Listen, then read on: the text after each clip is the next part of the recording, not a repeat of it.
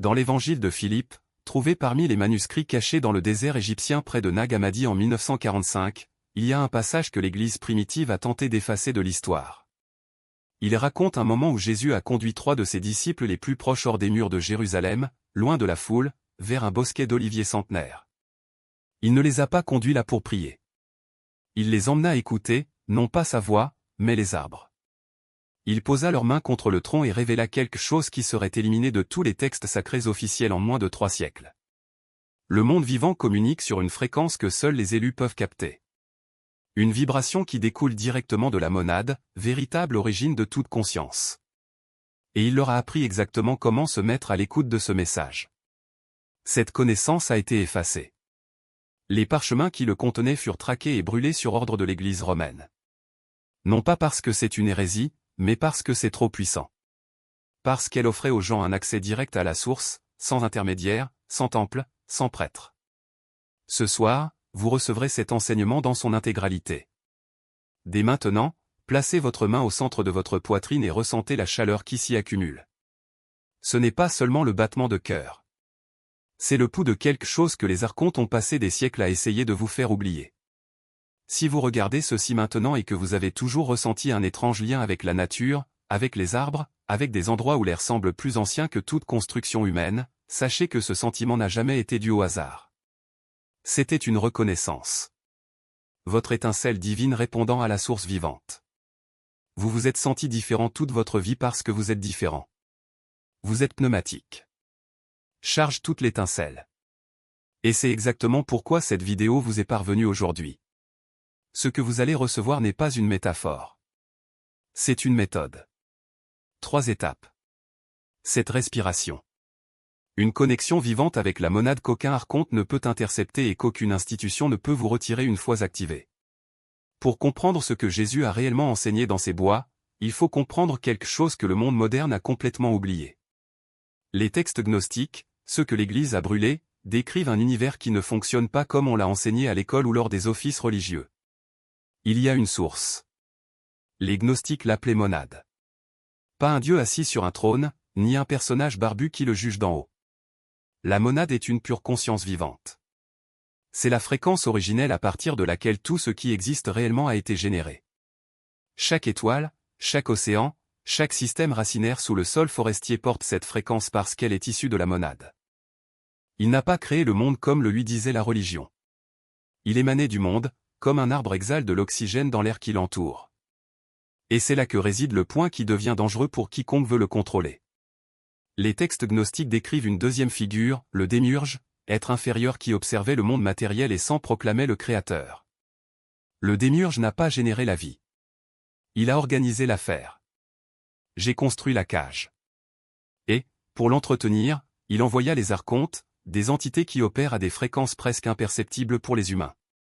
Votre mission est simple, vous gardez séparé de la monade. Faites-lui demander au lieu de déclarer. Puissiez-vous prier une autorité extérieure au lieu de reconnaître l'autorité qui vit déjà dans votre poitrine. Les archontes se nourrissent d'émotions de basse fréquence, peur, honte, confusion. Chaque fois que vous demandez de l'aide à quelque chose en dehors de vous, ils absorbent cette énergie. Chaque fois que vous vous sentez petit et impuissant, ils deviennent plus forts. Mais il y a quelque chose qu'ils ne peuvent pas faire. Ils ne peuvent pas toucher la fréquence de la monade. Ils ne peuvent pas y entrer. Je ne le remarque même pas. Imaginez un parasite qui se nourrit dans l'obscurité et soudain son hôte entre dans la lumière du soleil. Tu ferais n'importe quoi pour l'éloigner d'elle. C'est la stratégie des archontes. C'est le jeu. Et c'est exactement pourquoi l'enseignement que vous recevrez aujourd'hui a été effacé de l'histoire. Respirez profondément maintenant. Retenez l'air pendant 3 secondes. Relâchez-le lentement. Sentez vos épaules se détendre. Ce soulagement est que votre système nerveux commence à sortir de la fréquence dont dépendent les archontes. Pensez maintenant à un arbre. Ni comme ornement, ni comme décor. Pensez à ce qu'est réellement un arbre. Un chêne peut vivre plus de 1000 ans. Ses racines s'étendent sous terre, parfois plus larges que la couronne visible. Ces racines se connectent à d'autres arbres via des réseaux de filaments fongiques si vastes que les scientifiques les appellent « l'Internet des forêts ». Les arbres partagent des nutriments via ces réseaux. Ils envoient des signaux d'avertissement chimique lorsque l'un d'entre eux est attaqué. Un arbre mère redirigeait les sucres à travers le réseau racinaire pour maintenir un arbre plus jeune en vie à son ombre. Ce n'est pas une métaphore. C'est de la biologie documentée. Les arbres communiquent. Coopérer. Ils réagissent avec une intelligence qui ne nécessite pas de cerveau, car elle opère sur un système complètement différent. Et c'est ici que l'enseignement gnostique rencontre quelque chose que le monde antique comprenait et que le monde moderne méprisait. Dans l'évangile de Thomas, au numéro 77, Jésus déclare qu'il est la lumière de toutes choses, que toutes choses viennent de lui. Puis il dit, cassez un morceau de bois et j'y suis. Ce n'est pas du symbolisme. Les gnostiques l'ont compris comme une déclaration directe sur la fréquence de la monade présente dans la matière physique. Le bois de l'arbre porte la même fréquence que la source qui pulse à l'intérieur de votre poitrine. Jésus ne parlait pas en poésie. Je donnais les coordonnées. Mais il y a un détail qui change tout. L'Église a gardé cette parole cachée dans l'évangile de Thomas, un texte déclaré hérétique lors du concile de Nicée en 325 sous l'empereur Constantin. Ils ne l'ont pas rejeté parce qu'il contredisait les Écritures. Ils l'ont rejeté parce qu'il rendait inutile toute la structure ecclésiastique. Si la monade est à l'intérieur du bois, à l'intérieur de la pierre, à l'intérieur de chaque cellule vivante, vous n'avez pas besoin d'un prêtre pour l'atteindre. Vous n'avez pas besoin d'un temple. Il suffit de sortir, de poser la main sur un arbre et de toucher la source directement, sans autorisation, sans gardien. C'est ce qui rendait cet enseignement si dangereux. Ils tuèrent les maîtres qui le transmettaient et brûlèrent les bibliothèques qui le conservaient. Non pas par superstition, ni par hérésie, mais parce qu'elle offre un accès direct, sans intermédiaire et incontrôlable à la monade. La seule chose dont dépend tout système de contrôle pour être retiré de votre conscience. Et c'est là que cela se connecte à votre vie maintenant. Vous avez croisé des arbres chaque jour de votre existence.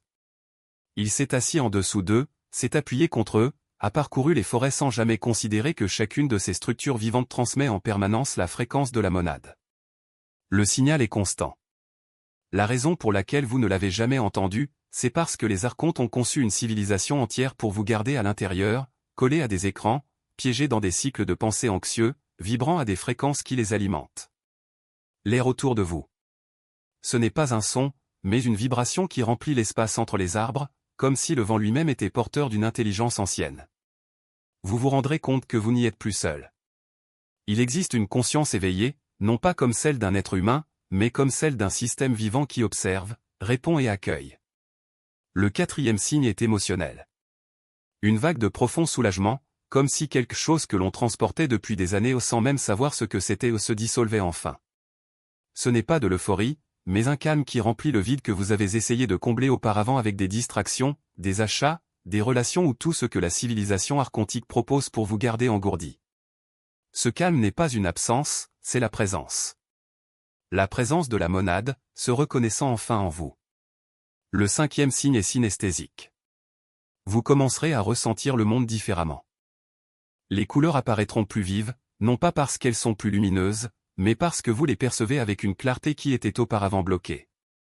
L'odeur de la terre, de la résine, de la pluie sur les feuilles, tout prend une profondeur non seulement sensorielle, mais presque spirituelle. C'est comme si vos sens, auparavant limités par la fréquence archontique, étaient recalibrés pour fonctionner dans la gamme des monades. Le sixième signe est le plus subtil et, en même temps, le plus révélateur, le sentiment que quelque chose en vous s'est réaligné. Il ne s'agit pas d'un changement dramatique, comme une conversion religieuse, mais d'une correction presque imperceptible, comme si une vertèbre luxée reprenait sa place. Vous ne devenez pas quelqu'un d'autre, tu deviens plus toi. Cette version de vous-même qui existait avant le système vous a convaincu que vous étiez incomplet, brisé ou que vous aviez besoin d'un salut extérieur. Et puis vient le septième signe, qui confirme que la connexion est établie, la synchronicité. Non pas les coïncidences aléatoires que le nouvel âge romantise, mais des modèles significatifs qui émergent dans votre vie comme des échos de la fréquence que vous émettez actuellement. Vous trouverez des gens qui ressentent aussi l'appel, des livres qui semblent avoir été écrits pour vous, des lieux qui vous attirent comme des aimants. Ce n'est pas magique, c'est la résonance. La monade tisse un filet autour de vous, non pas pour vous piéger, mais pour vous rappeler que vous n'avez jamais été seul. Mais il y a un détail crucial que les textes gnostiques omettent, parce qu'il était trop dangereux à enregistrer. La méthode ne s'arrête pas lorsque vous levez les mains de l'arbre. Cela commence juste. Le véritable test vient plus tard, quand on revient au monde archontique, au béton, aux écrans, au bruit, aux structures qui vibrent à la fréquence de séparation. C'est là que la plupart échouent. Parce que le système est conçu pour aspirer la connexion que vous venez d'établir. Il tentera de vous convaincre que c'était de l'imagination, qu'il vous faut davantage de preuves, que la vraie spiritualité nécessite des intermédiaires, des rituels, des hiérarchies. C'est à ce moment-là que vous devez vous rappeler, la monade n'est pas une croyance. C'est une fréquence. Et les fréquences ne peuvent pas être effacées, seulement étouffées. La méthode comprend donc une étape cachée, la 4e, qui n'est pas enseignée, mais intuitive. Cela s'appelle l'entretien. Vous n'êtes pas obligé de vivre dans une forêt. Oui, il faut toucher un arbre tous les jours. Même si c'est pour 30 secondes.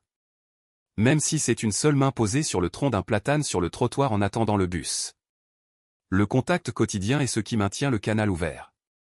C'est comme un muscle, si on ne l'utilise pas, il s'atrophie. Et les archontes le savent. Ils ont donc rempli les villes d'arbres morts aux poteaux en béton, structures métalliques, nature, domestiquées dans des pots en plastique. Ils veulent que vous oubliez ce que c'est que de sentir la vie palpiter sous vos mains. Il y a encore un détail, celui-ci encore plus dangereux. La méthode n'est pas seulement faite pour vous. Lorsque vous vous connectez, vous devenez un émetteur. La fréquence que vous recevez de l'arbre n'est pas contenue en vous, ça se propage. Les gens autour de vous commencent à ressentir quelque chose de différent en votre présence. Non pas parce que vous êtes éclairé, mais parce que votre vibration est désormais en accord avec quelque chose qu'ils reconnaissent également au fond. Certains s'approcheront, curieux. D'autres s'éloigneront, mal à l'aise. Parce que Monade est une menace pour le système. Il n'est pas nécessaire d'être membre, il l'est tout simplement. Et cela est intolérable pour ceux qui dépendent de leur déconnexion pour survivre. Enfin, il y a une mise en garde. N'attendez pas que le monde change autour de vous. Le système archontique ne va pas s'effondrer parce que vous avez touché un arbre. Il tentera de vous convaincre que vous êtes fou, que vous perdez votre temps, que vous devriez revenir aux écrans, aux engagements, aux obligations qui vous maintiennent enfermés dans la fréquence de séparation. La résistance viendra là où vous l'attendez le moins, de l'intérieur de vous-même. Cette voix qui dit « c'est absurde, vous devez être pratique », cela ne paiera pas vos factures, cette voix n'est pas la vôtre. C'est l'écho des archontes, qui se répercute dans les circuits qu'ils ont installés dans votre esprit. Mais voici la vérité qu'ils ne veulent pas que vous sachiez, vous n'avez pas besoin de croire en la méthode pour que cela fonctionne. Il vous suffit de le faire. La participation ne nécessite pas de foi, elle exige un contact. Et une fois le contact établi, quelque chose en vous se souvient.